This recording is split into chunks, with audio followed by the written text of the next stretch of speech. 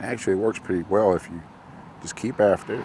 At the downtown Dallas Public Library, in a corner, at a table on the 4th floor, an unlikely solitary man sits and sews.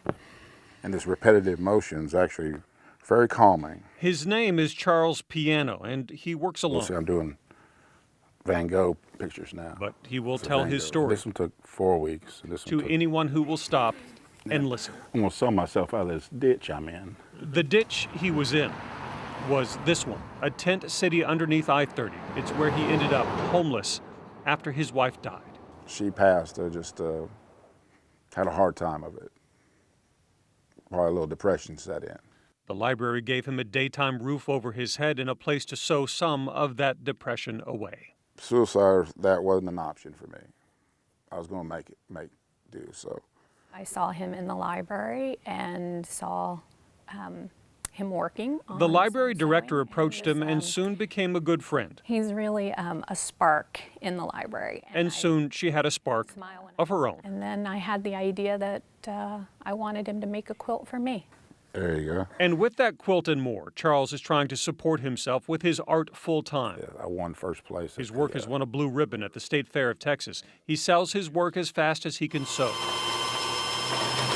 And with the help of the Metro Dallas Homeless Alliance and other agencies, he now has a roof over his head, his own apartment in Mesquite, where a donated sewing machine is helping him keep up with requests when they come in. Now I've got a bedroom and a sewing room. I can make anything now. But each week he still returns to his table at the library, knowing that he's always just a stitch or two away from being homeless again. Still worry about it. I'm still at risk. I'm in the at-risk category.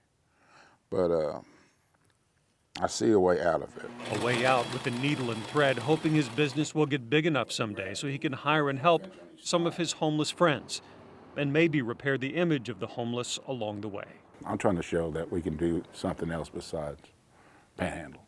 But I would want to be a maker, not a taker. And it just makes me feel so great that he's in a home now and he's starting a business and he's being successful, and you can't ask for anything better than that. Well, I'm Italian, and we don't give up. We haven't won a war in 200 years, but we don't give up. So if you see someone in the library who you might mistake as homeless with his quilt spread out over a 4th floor table, stop and check out the work of a stubborn Italian named Charles Piano.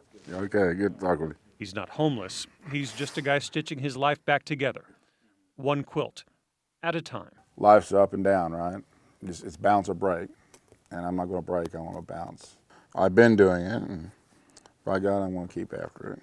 In Dallas, Kevin Reece, Channel 8 News.